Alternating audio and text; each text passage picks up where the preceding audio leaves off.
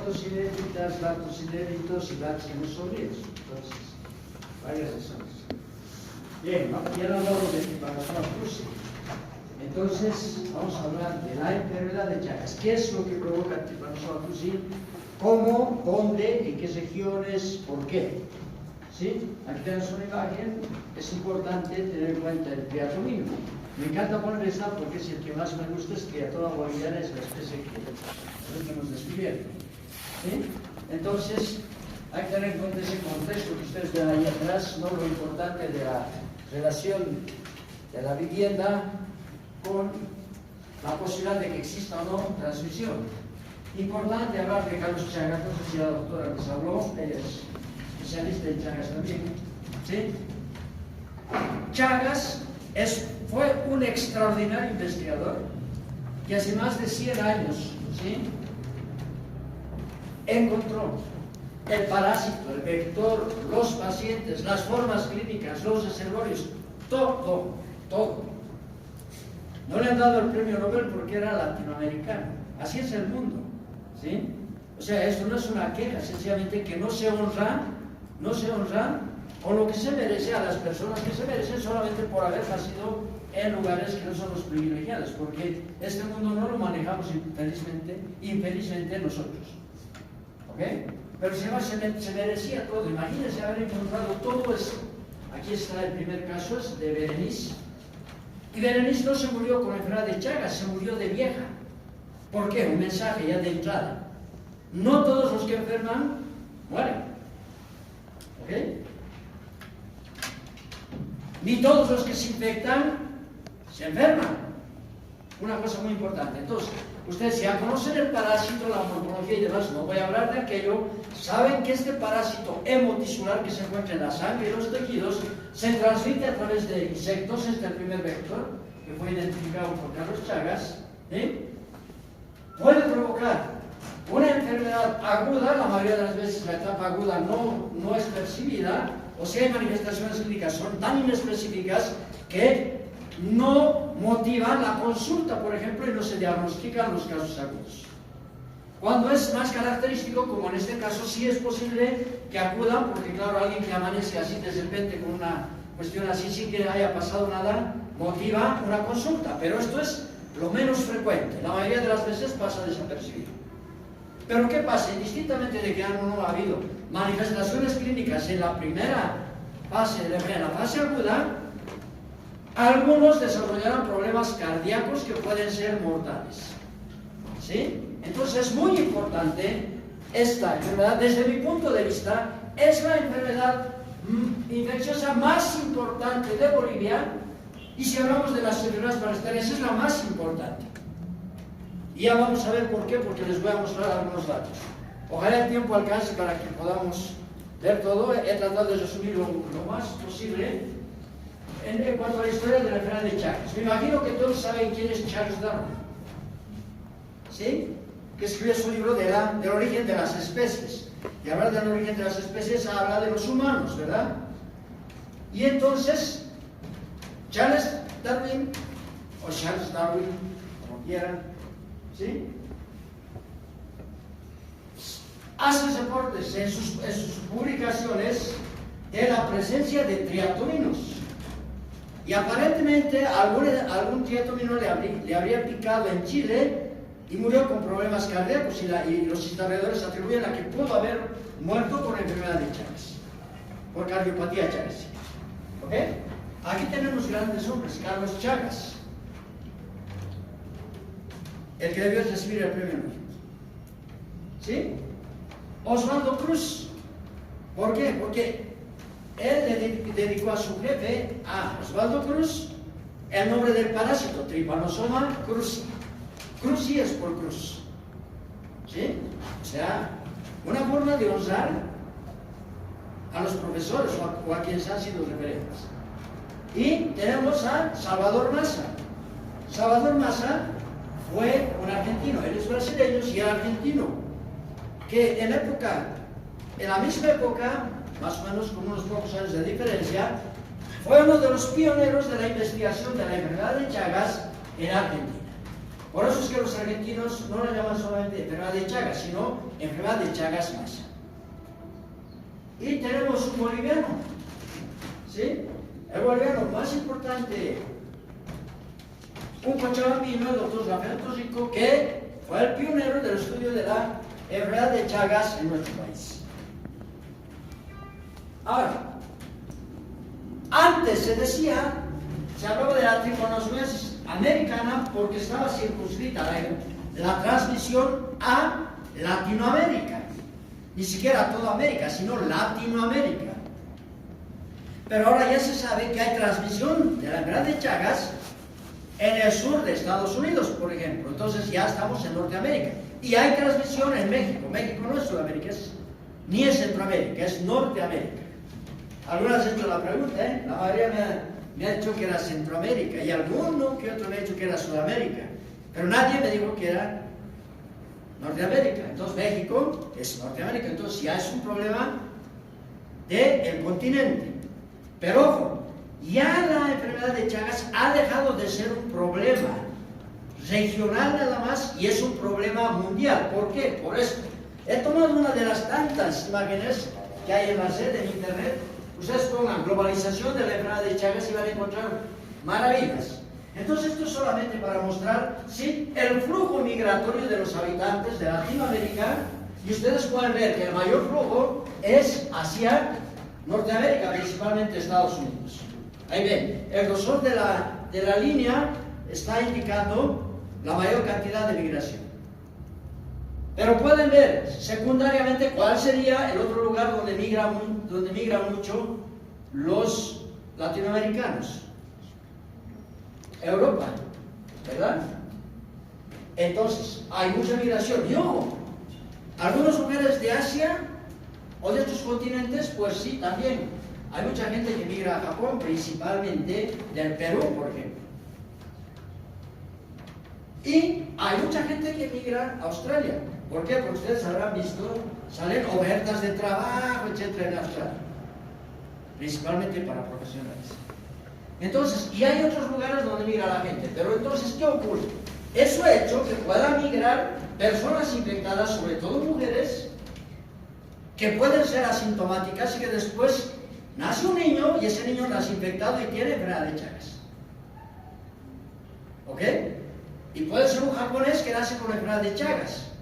Es japonés, pero su madre latinoamericana. Y los estudios científicos, varios estudios, no unos pocos, varios estudios científicos han demostrado que las mujeres latinoamericanas en edad fértil están infectadas por Trypanosoma cruzi. Obviamente no todas, una proporción. Pero la mayor proporción de mujeres infectadas en Europa y en algunos otros lugares, ¿sí?, son bolivianas. O sea, no vamos a estar felices por eso. Somos el país con más problema por enfermedad de Chagas de todos. Y no vamos a estar felices por eso.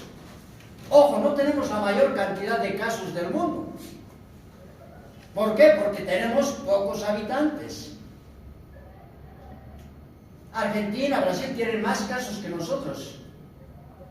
Pero ojo, la cantidad de habitantes es mucho más, sobre todo en el caso de Brasil. Entonces, si hablamos con tasas, por lo tanto, este es un mensaje de salud pública. En salud pública no hay que manejar número de casos nada más, sino las proporciones, ¿verdad? Las tasas de número de casos respecto a tal cantidad de habitantes. Entonces, somos el peor país, y eso es triste decir. Bien, ustedes ya han visto la clasificación de parásitos, sus estadios biológicos, sus tres estadios, y una de las cosas, ¿no?, yo me voy a detener solamente en esto. La especie que nos interesa es Trypanosoma cruzi, porque es la responsable de la enfermedad de Chagas. Pero no es la única especie que parasita al humano, porque también está Trypanosoma zangeli. Pero ¿qué pasa con Trypanosoma zangeli? Parasitan, las dos especies parasitan al humano y a otros mamíferos. ¿Por qué es importante Trypanosoma zangeli? Porque Trypanosoma zangeli puede estar presente en el organismo, pero no provoca enfermedad. Entonces no importa. Ojo, cuidado que ustedes digan, no importa, y de pronto un laboratorista ve unos parásitos en la sangre y dice, Trypanosoma cruzi. Y puede ser Trypanosoma transgénico. ¿Cómo va a reconocer? Inclusive si el parásito está en movimiento, se puede reconocer Trypanosoma cruzi por esto, por esa estructura así voluminosa que es el kinetoplasto, esa estructura como un ojo, ¿verdad? Y no es un ojo, pero externo. Sería una tontería porque la parte anterior es el flagelo libre, este lado, entonces está en la parte posterior, ¿verdad? Pero más o menos pareciera.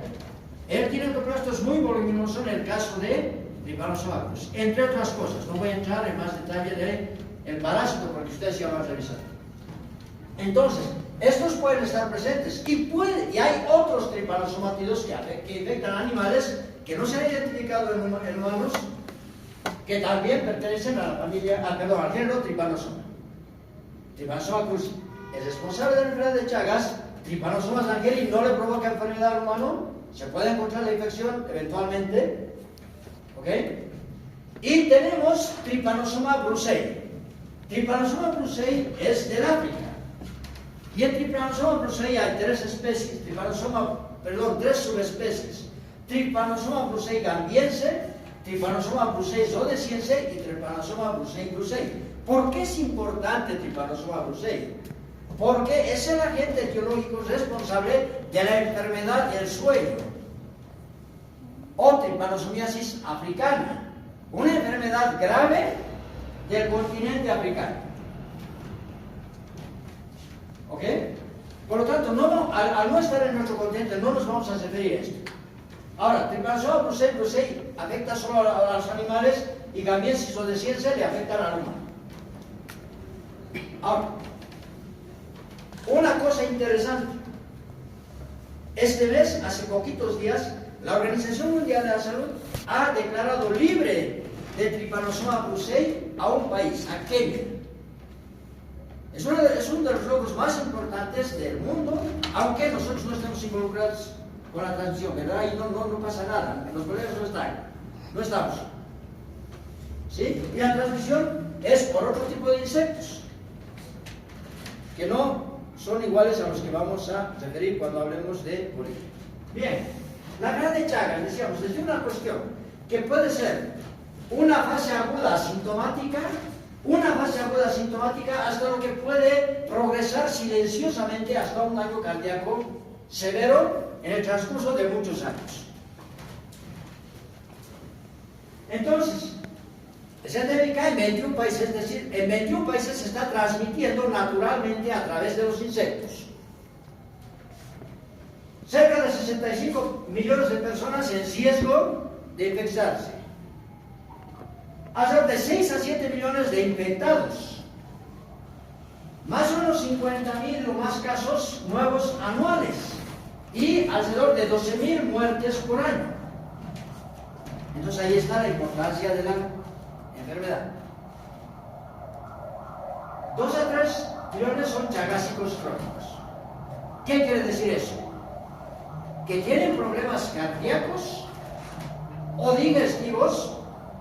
Algunos lo saben, algunos están enfermos y no saben que se debe a enfermedad de Chagas, y otros tienen enfermedades más o menos leves que pueden ir progresando con el tiempo.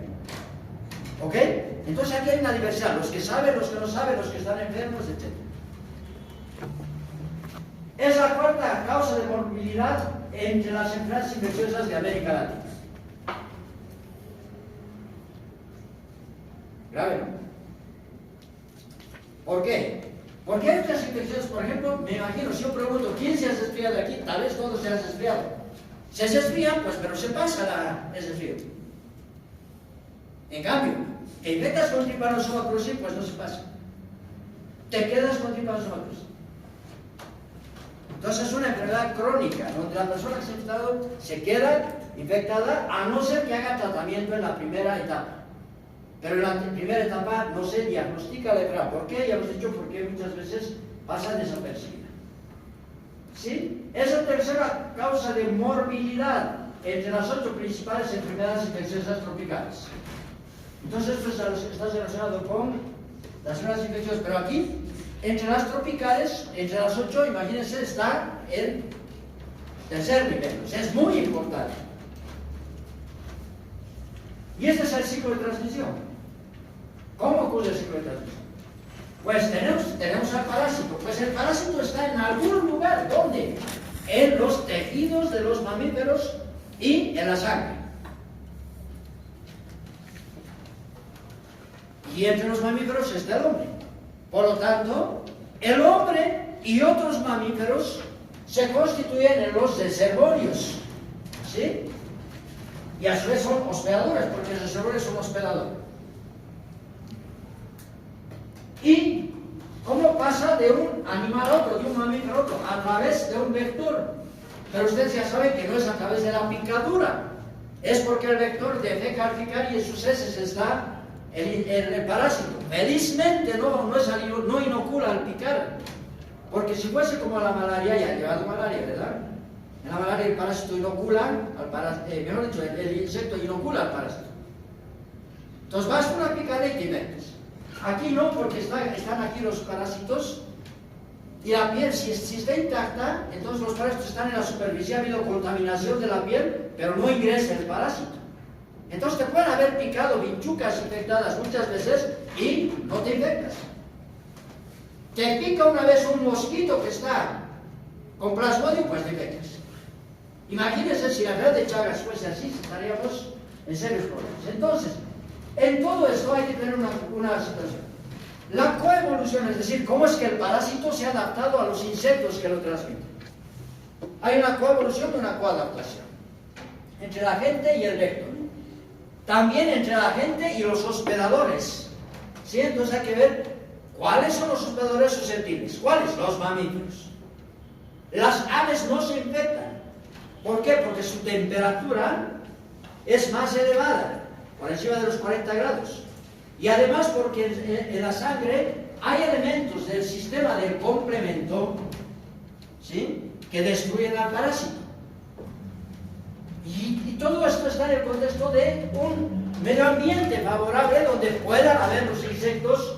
Por lo tanto, no es en cualquier lugar, ¿verdad? Tienen que ser climas con ciertas características para que se pueda desarrollar el insecto. ¿Ok? Entonces, es por eso que la enfermedad de Chagas está en el grupo de las enfermedades tropicales, porque se transmiten en zonas tropicales y subtropicales de manera natural a través de los insectos, pero ojo, no por inoculación, sino por contaminación de la piel y después el parásito ingresa. ¿Por qué mecanismo? ¿Ah? Más fuerte. ¿Por qué vía? Transcutánea. ¿Por qué mecanismo? Penetración activa facilitada, porque ojo, el parásito, si no ha habido lesión aquí, el parásito no puede atravesar la piel, no tiene con qué. Pero si porque el insecto ha picado a la persona se rasca, a pesar de que no sea visible a simple vista, es posible que se haya dañado la superficie de la piel y por ahí ingresa el parásito. O sea, solo ingresará el parásito si hay lesión en la piel, felizmente. ¿Ok? Bien, entonces, ese ciclo con los diferentes estadios ocurre en ciertas condiciones. Por ejemplo, ¿sí?, hay vegetación ahí atrás, hay vegetación aquí, hay techos de paja, etc. Y es una casa rústica. Puede no ser un techo de paja, puede ser techo de palmera. Vean, esto es de teja, pero vean que no está evocada la pared. ¿Por qué? Porque los insectos se esconden, los insectos tienen hábitos nocturnos, pican de noche. Y en el día se esconden en los resquicios que puedan haber, en los espacios que puedan haber entre los adobes, por ejemplo. Aquí, en los techos. Ya vamos a ver dónde más.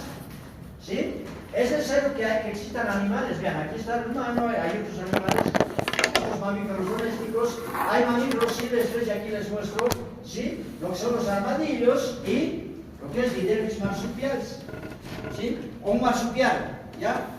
Didelphis arquidentis en este caso.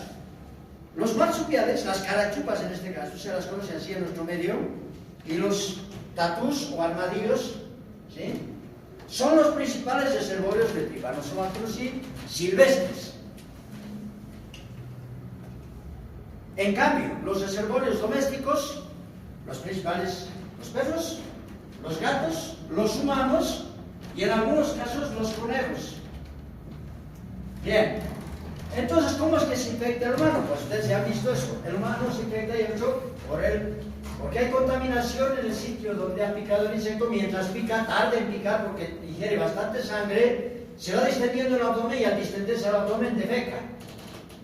Y aquí están los parásitos, ¿verdad? Entonces, pero felizmente no están aquí. Si estuviesen aquí, pues se infecta el humano.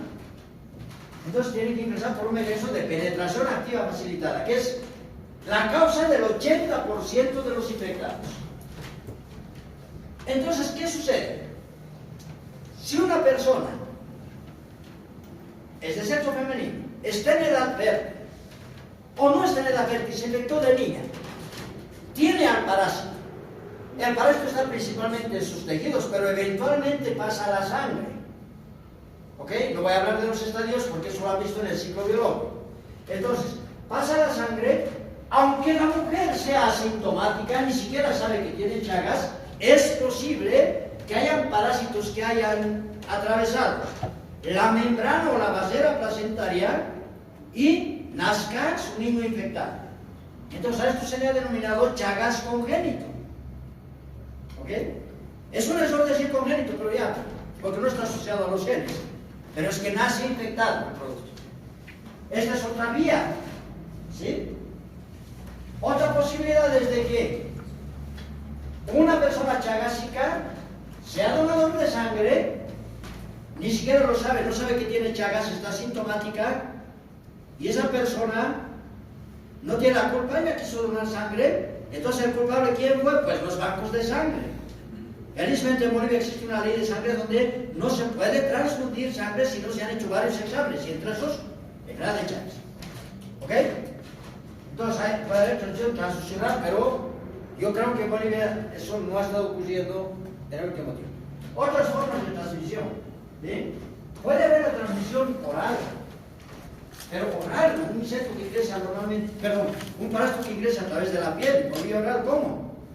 Puede ser por varias razones. Consumo accidental del triatomino vector, el insecto. Pero alguien se ha comido un insecto. El insecto puede medir desde medio centímetro hasta 4 o 5 centímetros. Alguien se puede comer ahí, ¿no? Por una apuesta, digamos, puede ser, ¿no? Yo algunos me he comido gusanos por apuestas, ¿no? Entonces, pero no es normal, ¿verdad? Entonces no es que se comen al insecto, sino que este insecto puede ir a ciertos alimentos, unos jugos, por ejemplo, y triturar al insecto sin darse cuenta. Y en el tubo digestivo del insecto había los parásitos, las formas infectantes. Y esas formas infectantes ingresan por vía oral. ¿Ok? Entonces, ese consumo accidental de vector triturado, debería decir, ¿sí? Consumo accidental de direcciones de los triatominos. Es decir, los triatominos defecan, ¿verdad? Y en sus heces están las formas infectantes. Entonces puede ser que hayan defecado sobre ciertos alimentos, y con esos alimentos, por ejemplo, pueden ser derivados de frutos de palmeras, puede ser caña, la caña de azúcar, por ejemplo. Ahí, ¿sí? En la caña de azúcar, al triturar la caña de azúcar y sacar el jugo, pues pueden triturar al insecto. Pero también pueden haber solo deyecciones. Y en esas deyecciones pueden haber parásitos. ¿Sí? Muy rara vez, ¿sí? Porque los animales que tienen al parásito, digamos, pueden servir de alimento, como un conejito, digamos, aquí, pero no lo han cocido bien. Pero eso es un poco más raro. ¿Ok? También aquí tenemos a las carachupas, nuevamente, ¿no? Lo que ocurre es que las carachupas en los mamíferos del género Didelphis, los parásitos también pueden, cuando el mamífero está infectado, los parásitos pueden salir en su orina. Entonces, estos pueden contaminar alimentos. Y muy excepcionalmente por otras causas. Por ejemplo, lactancia materna. Para que a través de la lactancia se pueda infectar un niño, tendría que la mamá estar pasando por una enfermedad de Chagas aguda, con alta parasitemia, es decir, muchos parásitos en sangre periférica. Pero esto es muy poco frecuente, ¿ok? Entonces, pero vean que, y alguien dirá, pero ojo, un parásito y los jugos gástricos y el ácido clorhídrico, etc. Comprobadísimo científicamente, el parásito puede existir y está comprobadísima 100% la transmisión oral. Solo para recordar, ¿sí? Principalmente la vectorial, 80% de los casos. Puede ser por transfusiones o trasplantes de órganos de un infectado a un sano, ¿verdad? Puede ser la congénita de una mujer chagásica al producto, tenga o no tenga manifestaciones clínicas. La mayoría de las veces las madres son asintomáticas. Puede haber transmisión oral. Más o menos después de que se ha infectado la persona, dependiendo de por qué vía se ha infectado, porque si es vectorial, pues es transcutánea, penetración activa facilitada. Si es transfusional, es por transfusiones de sangre, ¿no? Si es trasplante, por trasplante de órganos de una persona, del órgano de un donante infectado a otro no infectado. Congénita, de la mujer chagásica al producto a través de la placenta, ¿sí? Y la oral, o la ingesta, hemos dicho, de deyecciones del insecto o por alimentos contaminados con insectos triturados. Y los otros menos frecuentes que hemos mencionado, ¿verdad? Entonces, luego viene la fase aguda, que varía en función de los textos. ¿Sí? Aquí dice 2 meses, en otro puede decir de 2 a 4, etc. Pero podemos decir que dura pocos meses. No tomen en cuenta mucho eso, porque tampoco va a haber una pregunta: ¿cuánto vale, cuánto dura la fase aguda? ¿Ok? Pero dura unos meses. Después de esa fase aguda, en esa fase aguda, algunos tienen manifestaciones clínicas. ¿Cuál es la manifestación clínica más frecuente? La fiebre. Entonces, por solo fiebre, ¿cuántos acuden a la consulta? Puede que nadie. Y peor en el campo. ¿Ok? Entonces, otras manifestaciones clínicas son inespecíficas: malestar general, decaimiento, ¿sí? Un poco de mialgia, saltar, si duele el cuerpo un poquito, si me duele, creo que estoy mal, ¿me entienden? Y peor, esto puede suceder con más frecuencia en los pequeñitos. Y los más pequeñitos pues están mal, así medio que no quieren comer, sí, parece que tiene un poquito de temperatura y demás, y pasa desapercibido. Pueden haber poliadenopatías, es decir, se pueden inflamar los ganglios linfáticos, cervicales, axilares, inguinales, etc. ¿Sí? Y otras veces no se han dado ni cuenta y pasa desapercibido. ¿Ok? Entonces, como no ha motivado una consulta, pues tampoco se ha intentado hacer un diagnóstico. Y si ha motivado una consulta, dice: sí, doctor, mi hijito está así, me parece decaído, creo que con temperatura un poquito, mire, sí, un poco de elevada la fiebre. ¿Qué hace el médico? ¿Qué es lo que más hace el médico en la consulta? ¿Ah? Hasta los memes salen, ¿no? ¿Ah? Paracetamol, eso, paracetamol, el médico le da paracetamol. ¿Me entienden? O sea, no solamente es problema de que no es muy seria la verdad y no tiene características muy típicas. Es que los médicos no pensamos en la verdad de Chagas aguda. ¿Por qué? Porque, ojo, basta que estemos en un país altamente endémico, deberíamos pensar inclusive de alguien que, por ejemplo, si se trata de un recién nacido, entonces le llevan al médico. Pero ojo, algunos le llevarán al pediatra, pero otros pueden decir: también tengo plata y demás, al centro de salud que está más cerquita de su casa. ¿Qué hace el médico? Paracetamol, ibuprofeno, ¿no? Y resulta que puede ser enfermedad de Chagas, porque de pronto, a pesar de que ha nacido aquí en La Paz, tal vez la mamá es chagásica. ¿Ok? Y esto ignoramos esta posibilidad. Entonces el médico tendría que estar preparado para eso. Pero no lo está. ¿Por qué no lo está? Pues porque somos malos los profesores de parasitología, no nos hemos dado el mensaje. ¿Ok? Entonces, vean, pasa esa fase. En esa fase aguda solamente algunos casos son graves.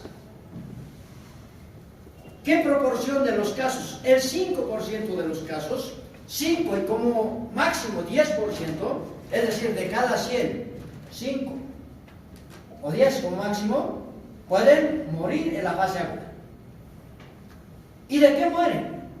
Principalmente de dos cuadros clínicos. Un cuadro clínico que afecta a nivel del corazón, que es la miocarditis aguda. Miocarditis aguda. Es decir, hay una inflamación del corazón. ¿Qué se manifiesta? Por varias cosas, sí, pero principalmente por taquicardia acompañada de fiebre. Hay fiebre y taquicardia. Es normal que cuando hay fiebre haya taquicardia, ¿ok? Pero ¿por qué es importante acordarse que hay taquicardia en este caso? Porque hay otros, no puedo hablar de más datos clínicos porque están en segundo año, ¿sí? Si estuviese en tercero sería maravilloso. Entonces, el corazón late más rápido, y hay fiebre, y hay otro tipo de alteraciones. Y el corazón, pues, falla y muere. Una de las razones. La otra de las razones es porque hay una inflamación a nivel de la meninge, de las meninges y el cerebro. Entonces hay una meningoencefalitis. Entonces mueren un 5% de los pacientes por meningoencefalitis o por miocarditis aguda. ¿Ok? ¿Qué pasa con los demás? ¿Qué pasa con el 95%? Con casi todos. Los que no han muerto, que son la gran mayoría, pues pasan a lo que se llama fase crónica de la enfermedad. Entonces, en la enfermedad de Chagas solamente hay dos fases, la fase aguda y la fase crónica. Los que pasen a la fase crónica, ¿sí?, solamente alrededor del 30% de los casos van a desarrollar enfermedad crónica chagásica. El 70% no, es decir, se han infectado, no han muerto aquí y no van a tener enfermedad por el parásito a pesar de que tengan al parásito en su organismo. ¿Ok? Entonces, estarán los pacientes que son chagásicos crónicos asintomáticos. Y estarán los chagásicos crónicos sintomáticos. Ahora, de los asintomáticos no sabemos si en algún momento van a tener o no síntomas. Por eso es que se llama, ¿sí?, Chagas crónico, ¿sí? Ojo, no es una fase. No es una fase. Están los de la fase, todos están en la fase crónica. Los que tienen la enfermedad chagásica crónica. Y los que no tienen la fase, los que están en la fase crónica y no tienen enfermedad, se denomina Chagas crónico indeterminado, forma indeterminada, no es una fase. Porque a pesar de todo, a pesar de que estamos en un país donde todos debieran manejar bien Chagas, todavía algunos hablan de tres fases. Hablan de una fase aguda, fase indeterminada y fase crónica. No hay fase indeterminada. Otra cosa es que algunos que están en la fase crónica, que no tienen manifestaciones clínicas, ¿sí?, tienen Chagas crónico una forma indeterminada. ¿Por qué indeterminada? Porque no saben si en el futuro van a desarrollar o no algún problema. Ojo, no es una fase, ¿ok? No me hagan decir. Porque ha leído, no ve que saca a veces el doctor Martínez y ha leído ahí que yo nunca he dicho eso. Recién he visto en unas hojitas de otros años. ¿Ok? Fase aguda. Muere el 5%, todos pasan por la fase aguda, aunque sea una fase aguda asintomática. ¿Verdad? Muere el 5%, hasta 10 máximo. Los demás pasan a la fase crónica. Todos pasan a la fase crónica, los que no han muerto. De los que pasan a la fase crónica, alrededor del 30% va a desarrollar problemas, ¿sí?, principalmente a nivel cardíaco, por eso el tamaño. Principalmente lo que se llama cardiopatía chagásica crónica. Y un porcentaje menor va a desarrollar problemas digestivos, lo que se llaman las megavísceras. Y principalmente el cuadro más importante a nivel digestivo es el megacolon chagásico. Puede haber megaesófago chagásico, puede haber megauréter chagásico, pero el más frecuente es el megacolon chagásico. Ya más adelante vamos a ver algunas imágenes de eso. ¿Sí?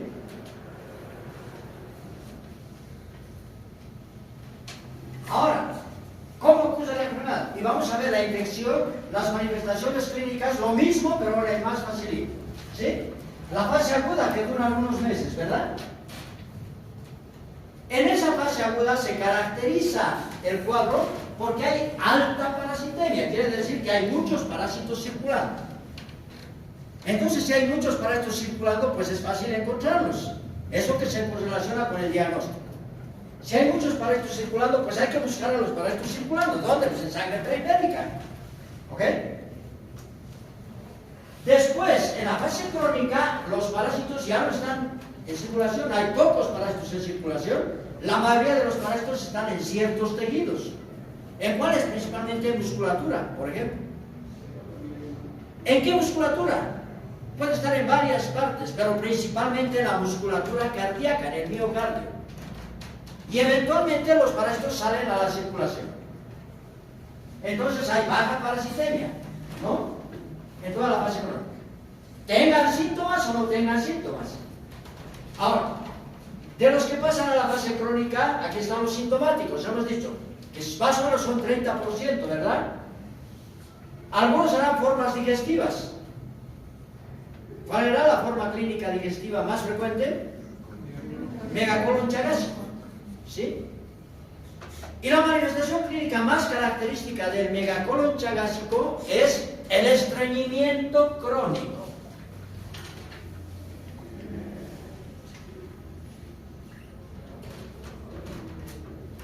Luego habrá manifestaciones, otro porcentaje de personas varía, ¿no? Aquí el otro decía 20 a 30%, aquí está 20%, no más, eso varía porque no está bien establecido, porque también varía en función de los países, en función de los estudios y demás. En salud nunca es 2 más 2, 4, ¿verdad?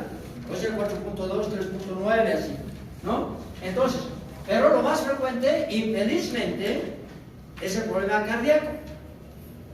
Y puede haber desde cosas muy leves que ni siquiera se detectan más que por hallazgos de exámenes a través de exámenes de laboratorio, por ejemplo, una radiografía y un corazón agrandado, o le hacen un electrocardiograma y ven que hay alteraciones del ritmo, ¿sí? Entonces la cardiopatía chagásica. O puede haber problemas tan graves que el paciente se muera, se fue a dormir y no amaneció. ¿Ok? Muerte súbita. ¿Por qué? Por un problema cardíaco. Y finalmente el 70%, y aquí está, ¿sí? Fase aguda. Acute phase, ¿no? Fase aguda. Fase crónica. Seguimos en fase crónica, ¿verdad? Fase crónica. Y aquí vemos, indeterminada. No es una fase. Son los que están en fase crónica y no tienen manifestaciones clínicas de enfermedad crónica. No sabemos si las tendrán en el futuro. ¿Ok? Entonces, como aquí hay alta parasitemia, se va a buscar al parásito en sangre periférica. Como aquí hay baja parasitemia, será difícil encontrar al parásito en sangre periférica y por lo tanto, el diagnóstico más que todo se va a centrar en la búsqueda de anticuerpos, principalmente. Ahora, tanto en la fase aguda como en la fase crónica, se puede hacer el diagnóstico mediante biología molecular. Obviamente, es mucho más fácil diagnosticar en la fase aguda. Vamos al diagnóstico. ¿Sí?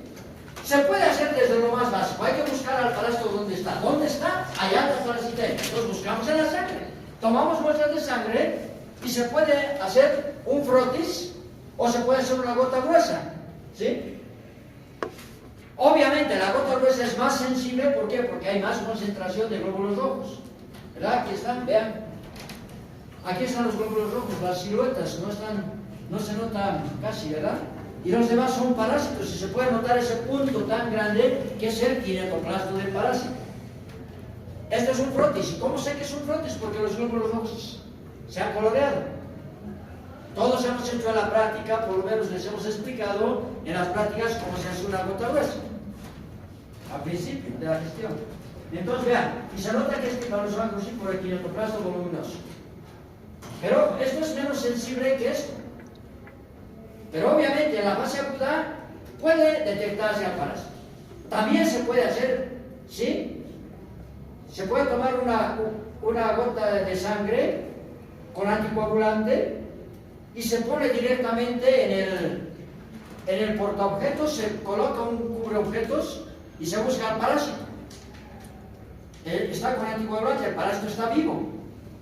Y entonces es más fácil de detectar, porque imagínense, es como el parásito se está moviendo, también hace mover a los elementos formes de la sangre, ¿verdad? Entonces uno puede detectar al parásito. Entonces, eso es, ¿sí? Buscar de los parásitos en gota de sangre, ¿verdad? Con anticoagulante. Es un examen directo en fresco de sangre, ¿no? De sangre anticoagulada. Es un examen directo en fresco. ¿Por qué? Porque no está utilizando ningún procedimiento adicional. Es una muestra fresca y es sangre, ¿no? Y se busca para esto por microscopía. Y las tinciones, cuando hay que colorear, pues utilizar tinciones panópticas, principalmente Giemsa. ¿Sí? Vean. Aquello para hacer el frotis y esto para hacer la gota gruesa, más sangre. Aquí, un menor volumen de sangre extendido en una mayor superficie. Por eso están los glóbulos rojos separados. Aquí los glóbulos rojos están concentrados. Porque hay, y obviamente glóbulos blancos y todo lo que hay ahí, ¿no? Porque se ha extendido menos, más sangre en menos superficie. Por eso es que esto se decolora, ¿verdad? Se introduce, después de que ha secado, se introduce el agua para que se pierda y esto queda transparente. No es que no hay muestra, lo que pasa es que no hay hemoglobina. Y cuando coloreamos, pues aquí tenemos la posibilidad de encontrar mayor cantidad de parásitos que aquí. Esto es más sensible y esto es más específico. Solamente para mostrarles cómo se hace. Bien, ¿cuál es el mejor método en la fase aguda? Es el micrométodo. ¿Y cómo es el micrométodo? Se toma muestra de sangre periférica, ¿no? Puede ser a través de una jeringa, pero ¿para qué? Puede ser también tan simple como una punción en el pulpejo del dedo y con un tubito capilar, ¿sí? Me imagino que todos conocen un tubito capilar, ¿sí? Se colecta sangre y después me imagino que en fisiología habrán hecho esa práctica de microhematocrito, ¿no? Entonces hace microhematocrito y en la interfase glóbulos rojos, ¿sí? Glóbulos rojos y plasma es posible encontrar a los parásitos. El micrométodo es un procedimiento de concentración y por lo tanto es altamente sensible en la fase aguda. ¿Ok? Vean.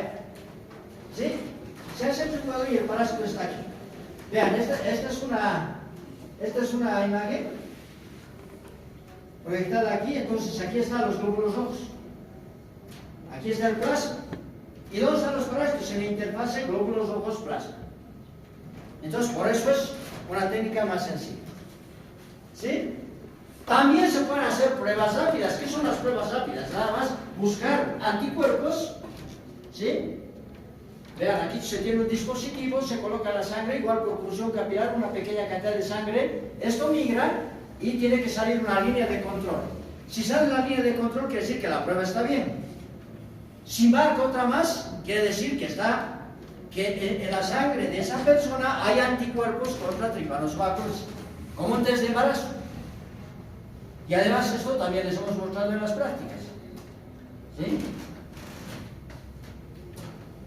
Bien, en la fase crónica, como es difícil encontrar parásitos, entonces no vamos a buscar parásitos, vamos a buscar anticuerpos contra Trypanosoma cruzi. Entonces, por ejemplo, aquí tenemos una técnica que es de ELISA. En la técnica de ELISA, lo que se ve es el cambio de color. ¿Sí? Entonces, por ejemplo, son negativos, estos son positivos, pero se dan cuenta, miren, este no es igual que este es más oscuro que este, ¿verdad? Entonces, eso es de acuerdo. Se puede hacer se miden las densidades ópticas. ¿Por qué? Porque si hay más coloración, o sea, la luz de un lado a otro va a tardar en pasar. Va a pasar con menos facilidad más bien que en una que esté clara. Entonces, se miden las densidades ópticas y de acuerdo a eso se puede hacer una titulación de anticuerpos. ¿Ok? Entonces, la serología está recomendada para la fase crónica de la enfermedad y la mayoría de los pacientes son diagnosticados mediante serología. ¿Ok? Ahora, pero para eso tiene que haber dos pruebas serológicas coincidentes, igual que toxoplasmosis. Si hay discordancia, tienen que se pusieron la tercera prueba concordante. Ahora, no se olviden que la prueba rápida es también una prueba serológica, solo que es más facilita de hacer, ¿verdad? Entonces, imagínense, prueba rápida positiva, más serología, pues, más ELISA positivo, pues ya está. ¿Ok? Bien, entonces, ¿cómo es que ocurre la transmisión?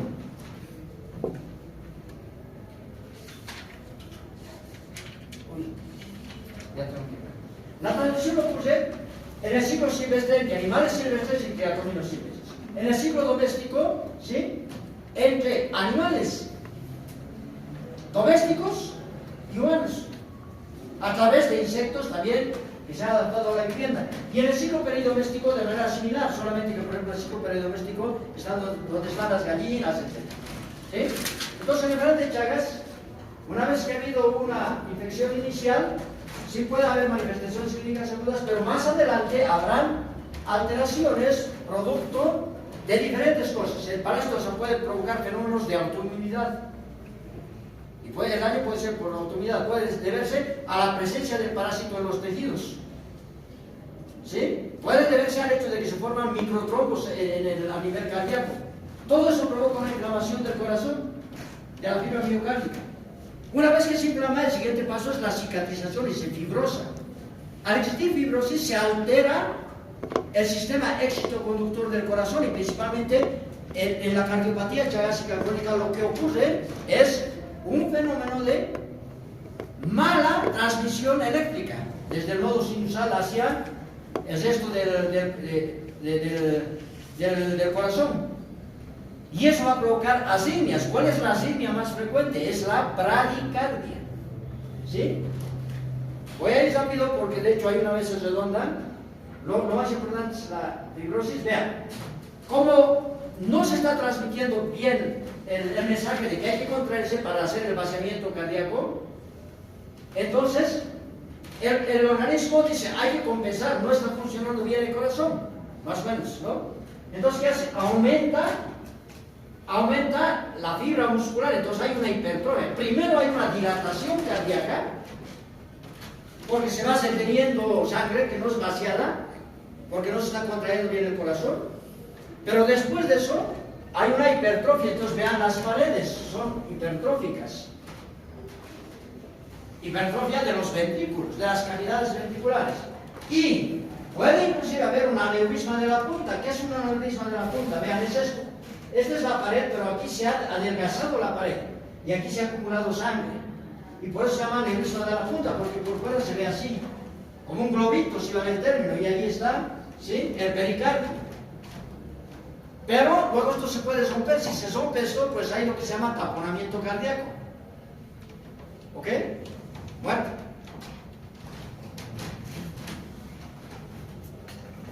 Entonces, puede haber procesos de autoinmunidad. No voy a hablar de esto, ¿sí? Vean, aquí está el megacolon, el colon aumentado de tamaño. Ahí está la cardiomegalia.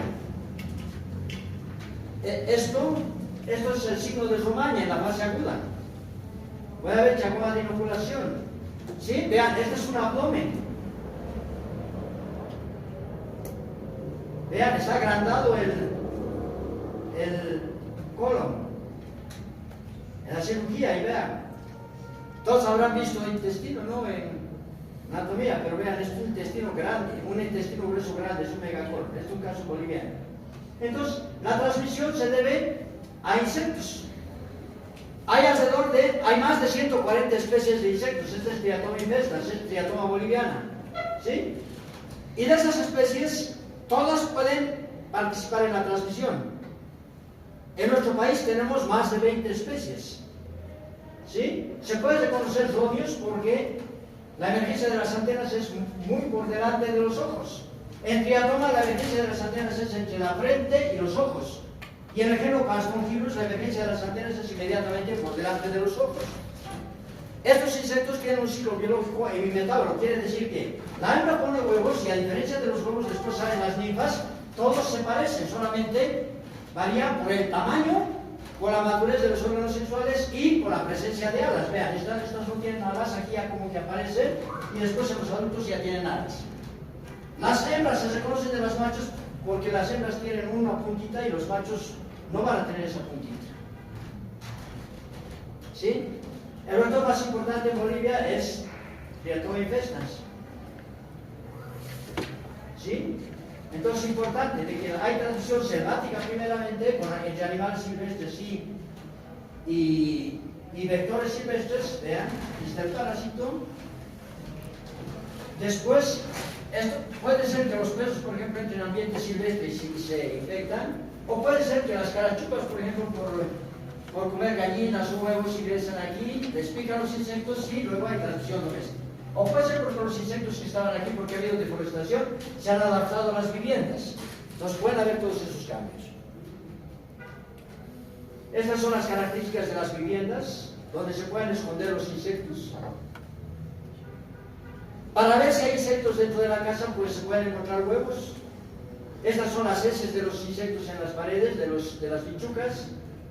¿Sí? Hay que ver indicios. Si encontramos solo adultos, puede ser que los insectos estén llegando a la vivienda, pero si encontramos además exuvias, que son la cubierta que dejan, o encontramos ninfas, quiere decir que los insectos se han adaptado a la vivienda.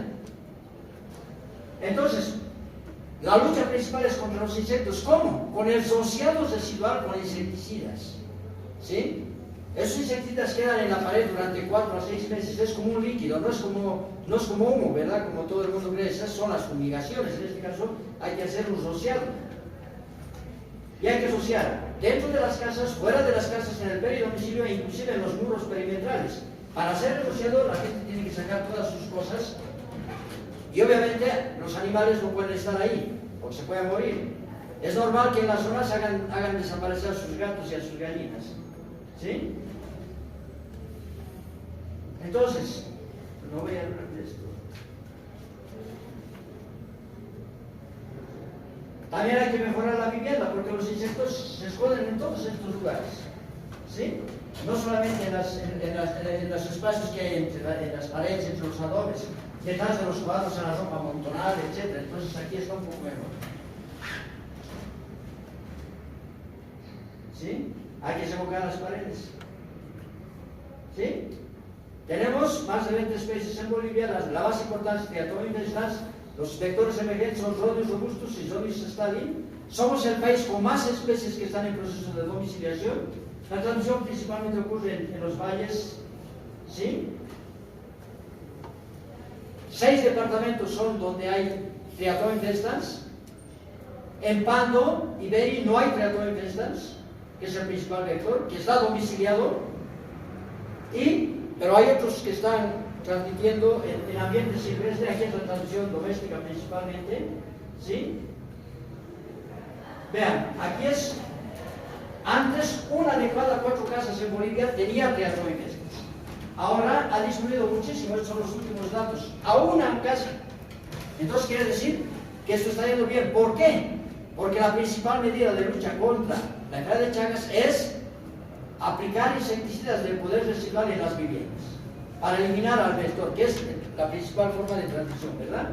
Entonces, vean, esto es lo que ha ido pasando, pero tomen en cuenta una cosa. Aquí vean este mapa donde hay zonas en rojo.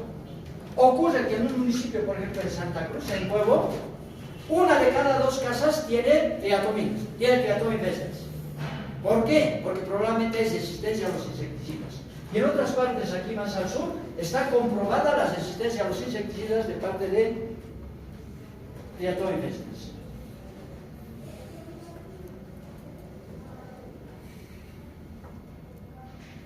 Una de las cosas importantes es que, vean, de las mujeres tamizadas, es decir, a las que se les ha hecho examen durante su gestación, 11.000 eran positivas. Entonces, luego se ha visto que cuando nace el niño, de una mujer chagásica, lo que hay que hacer, no hay que hacer serología porque habrán anticuerpos de la madre. Hay que buscar al parásito en sangre de cordón umbilical mediante micrométodo. ¿Sí? Y miren, lo curioso es que han hecho más de 8.000 mujeres han sido estudiadas, se han encontrado 112 niños que han nacido infectados, pero solamente al 75 han tratado. ¿Y por qué no se han tratado a los otros? Porque son problemas con los que estamos atravesando. Deberían tratar a todos, porque cuando la enfermedad de Chagas se trata en la fase aguda, es altamente efectiva. ¿Sí? Esto solamente para mostrarles alguna situación de la extensión de Triatoma infestas, ahora es menos, ¿sí? Progresivamente ha ido disminuyendo, y esto es solo para mostrarles algunas cosas. O sea, hay que buscar la situación de la infección en humanos con diferentes procedimientos, hay que buscar los insectos dentro de las casas, alrededor de las viviendas, ¿sí?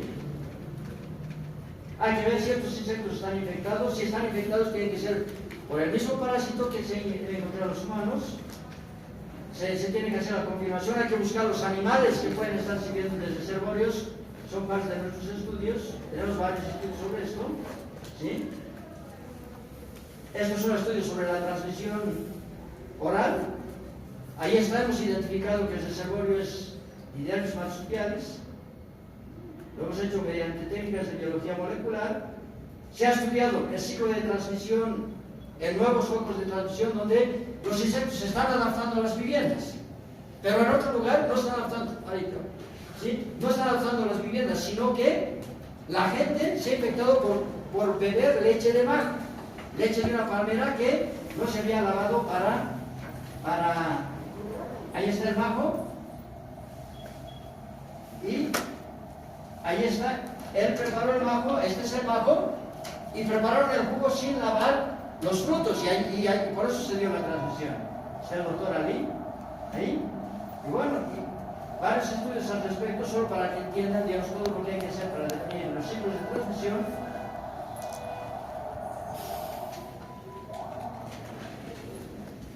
Se ha comprobado que permanecen en el jugo de majo o en agua los parásitos viables. La doctora Durán en su experimento, es su tesis doctoral, de hecho. ¿Sí? Y, finalmente, ¿sí? El día martes hay una conferencia virtual que la va a dar la doctora Cristina Alonso. Es una científica que tiene más de 40 publicaciones sobre enfermedad de Chagas. Ella es española, pero vive en Bolivia. Una excelente investigadora, ojalá estén presentes, ¿sí? Porque la mayoría de sus estudios los ha hecho sobre enfermedad de Chagas. Y miren, sobre todo, sobre la etiopatogénesis, ¿por qué ocurre la enfermedad? La otra cosa, ¿cómo es la respuesta inmunitaria frente al parásito? Y después ha hecho varios estudios sobre las alternativas de tratamiento utilizando nuevos productos. Entonces, digamos, considero que es una científica de alto renombre que va a estar presente el día martes y ojalá ustedes estén aquí. ¿Ok? Pasen el dato de todas formas. Bien, pues, vámonos.